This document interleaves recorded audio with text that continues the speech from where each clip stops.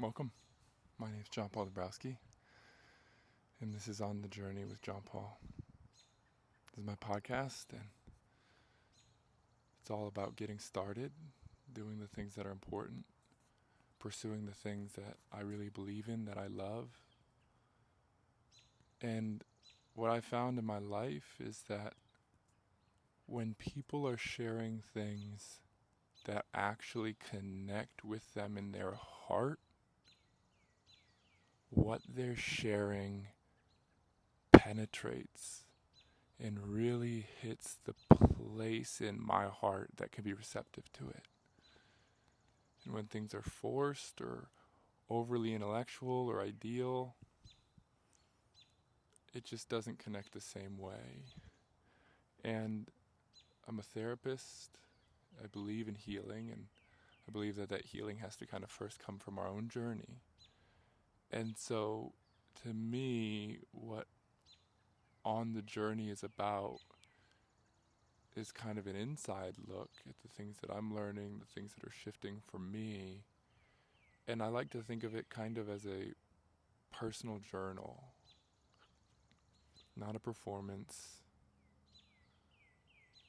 not an attempt to be successful. I hope this is really successful. There's a hope in my heart, but that's not what's the leading edge of this. The leading edge of this is the desire to share. And there's this word that describes goodness. I always say it wrong, and I always feel really uncomfortable saying it because, well, you'll see why. But the word is fecundity. And what fecundity means is it's the tendency of goodness to be dispersive. That goodness, by its very nature, spreads and shares and grows all on its own. And I think the perfect kind of description of fecundity is in the springtime. And in the springtime, there's just quite literally something in the air. And so I've been so blessed by so many things that aren't about deserving.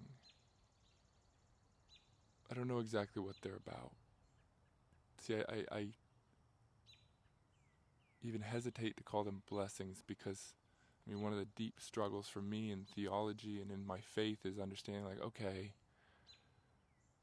well, how is it? It's a question of suffering, of course. How is it? It's that suffering can be in the world, but it's even maybe more pointedly like, God, how is it that you could create a world in which there's people who, because of their circumstances, don't have opportunities for freedom?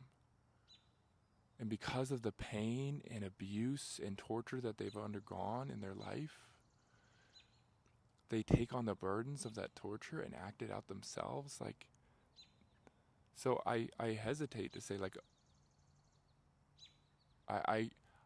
I feel scandalized by the blessings that I've received in this life, and that's probably the best way to put it. But rather than getting caught up in that scandal, although I think it's important to be rooted in it and to connect to it, I find myself reflecting and sitting kind of fundamentally with the scripture, to whom much is given, much is expected.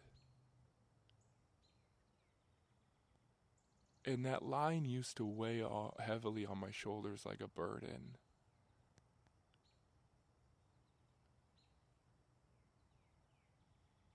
But it doesn't anymore. It feels like an invitation. It feels like a welcoming. It feels like being drawn into something deeper. One of the things that I've been learning in my life is that, like, man, none of this is mine. None of it is mine. And I think I just got distracted because, cars driving by.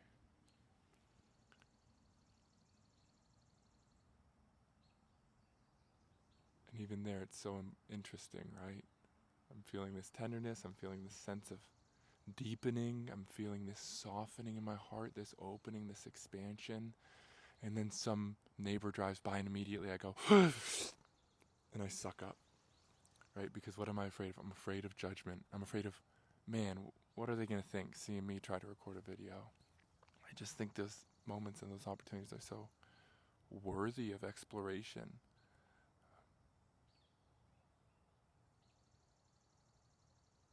But I really, really, really have come deeply to believe this, that none of this is mine. It's not from my own merits. It's not from my work. It's not from deserving. It's not from earning. And so there's a deep theme in my life that I'm trying to live more deeply from, and that is that at best, we are stewards. At best, we're stewards. And I don't know how much space and time I have to go into all this today. I don't think a whole lot. But I'll bring you right to the center of it, a really transformative shift that's occurred in my spirituality, that's occurred after years of prayer, years of mindfulness meditation, years of exploring the self and the psyche, years of understanding wounds and baggage, and years of studying psychology, counseling, becoming a therapist, doing my own therapeutic work, healing.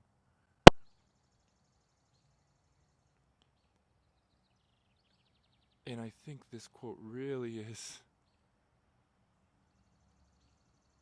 going to be just a shift in my life. It was a shift in my life, and I think I'm really going to see it as a moment of awakening.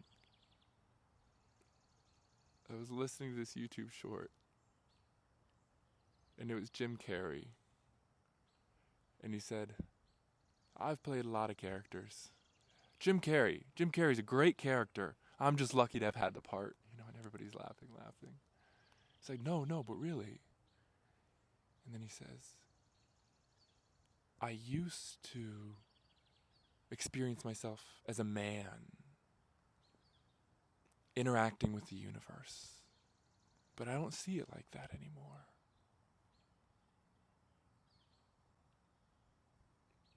And he says, now I know that I am the universe experiencing a man.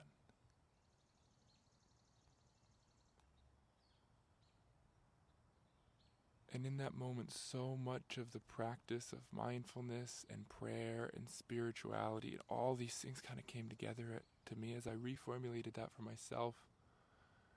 And I said, I used to experience myself as a man seeking God's love and compassion. But now,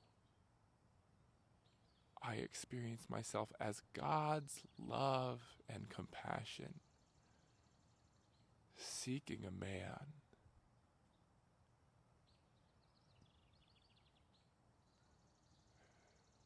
Now, this is not some steady state of awakening of euphoria. It's never like that. Right? Christ always says, go and sin no more. It's not, you're healed, now you're in heaven. It's go, continue to live. Right? We're going to be constantly in these cycles. I like this framework, these cycles of expansion and contraction. Expansion, where it feels like these spiritual insights, this peace, this awakening. Contraction, when it feels like I got to figure everything out. I have to be protective. I'm overwhelmed.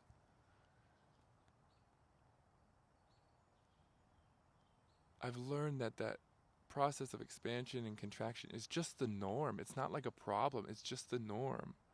But after having this experience, I was telling one of my best friends, Mike Crosby, about this, and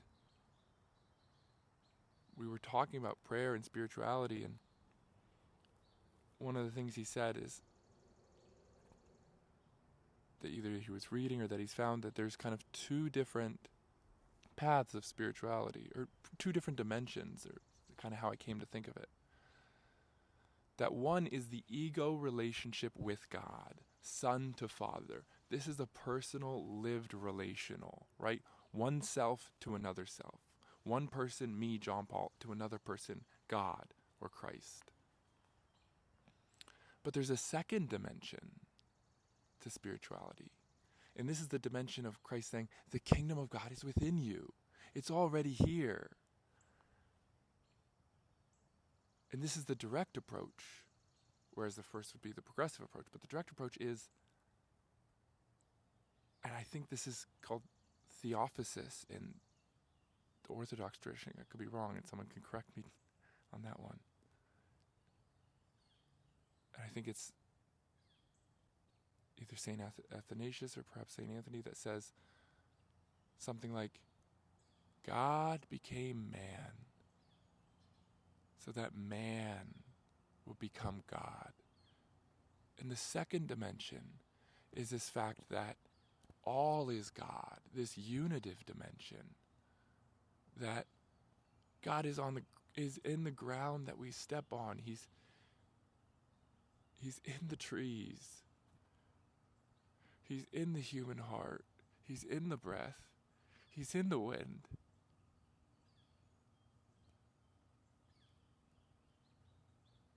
That God is not separate from man, but God is a part of man. God is infused, that he's here right now. And this is one of the things that I wish that I could have learned earlier. I don't mind that so much now, but I hope more can learn it, that God's here right now. He's here right now. You don't have to wait. You don't have to become holier. Holy just means relationship to God. Let's lose the word holy, because we think holy means I have to do this, I have to do that, I have to be pious, I have to do this. Stop waiting. God's here. He's here right now. And I think what this connects me to is the story of the prodigal son. One of my favorite lines in that is, from a long way off,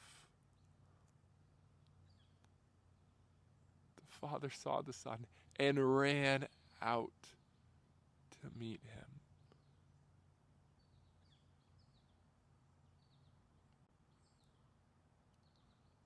There is no shame. There is no self-hatred. There is no blame. That's all human, right? That all comes from the other son. That's not God. That's man. This story beautifully articulates human projections. And even in that, I love what the father says to the second son and the prodigal son. He says, and this is this experience of unity, of expansion, of presence, that God's already here. He says, son, I am always with you. And everything I have is yours.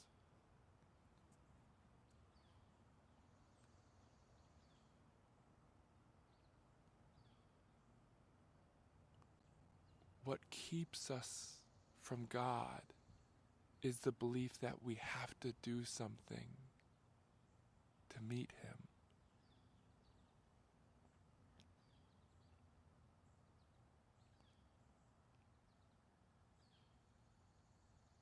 He's here.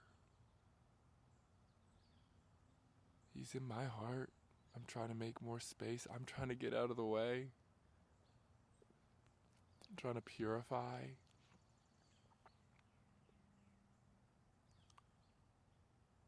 But this dimension has really kind of broken open my prayer life of there's two dimensions to my spirituality. One in which I'm a man seeking God. One in which I'm journaling to God. One in which I have different parts of me. And I can connect with God. And the second dimension of this spirituality is that God's already here.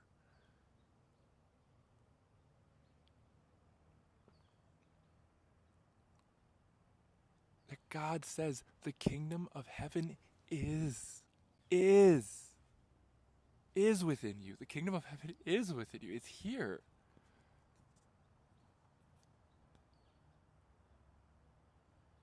It's here now. You don't have to wait. You don't have to become holier to have a relationship with God. God is the relationship of compassion. Like, guys, Christ was hanging out with the prostitutes, with the tax collectors. If Christ was coming today, I don't think he'd be hanging out at church on Sundays. I think he'd be down in the back alleys with the heroin addicts. And Christ's compassion is coming for us. Our projections on other people, our projections on ourselves is what stops that.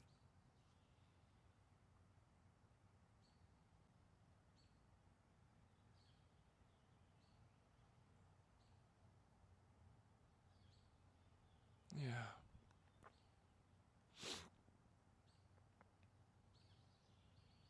You don't have to wait.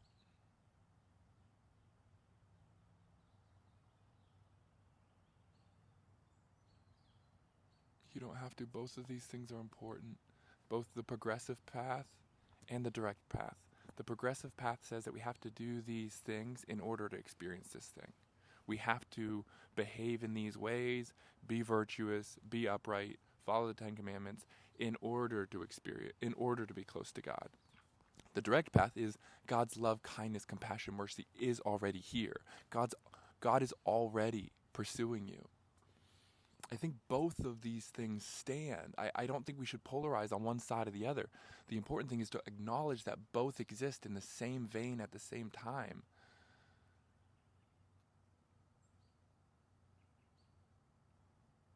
But this has changed everything for me. That I am God's compassion, experiencing a man. So what do I have to be afraid of? Where is shame? I am God's compassion, meeting shame in my own heart.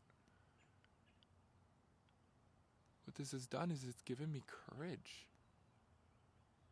to go. I have so many, I've been working recently, talk about IFS, I'm sure, internal family systems theory, but this idea that we have different parts of us, and when we experience very difficult, painful experiences, parts of us get burdened and stuck at that developmental age. And they carry that burden. Oftentimes the burdens that they carry are big emotions, are problematic behavioral patterns, are dysfunctional ways of coping. And so there's this 12-year-old boy that I'm working with to unburden him because the parts are not the burdens. The parts are holding the burdens. And so once we purify the burdens, then the part can be free.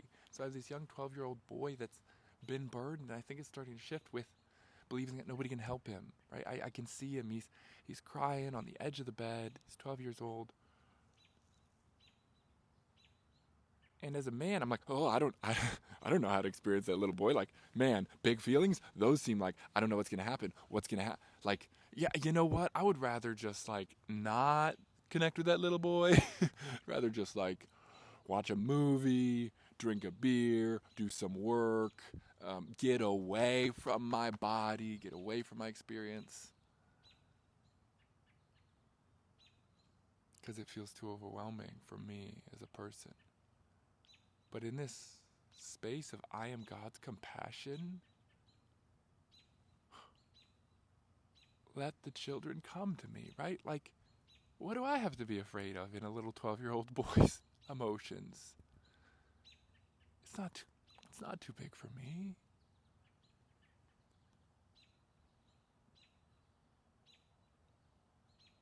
And so this is the journey. I'm on the journey. That's the name of this. On the journey with JP. I'm on the journey. I'm also already there. Because there's this balance between this journeying approach and the fact that we're already there.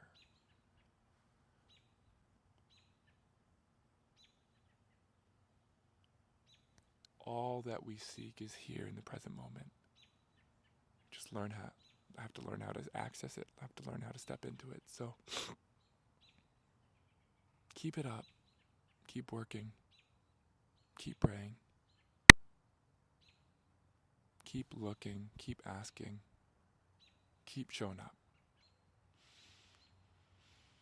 And we'll continue on the journey.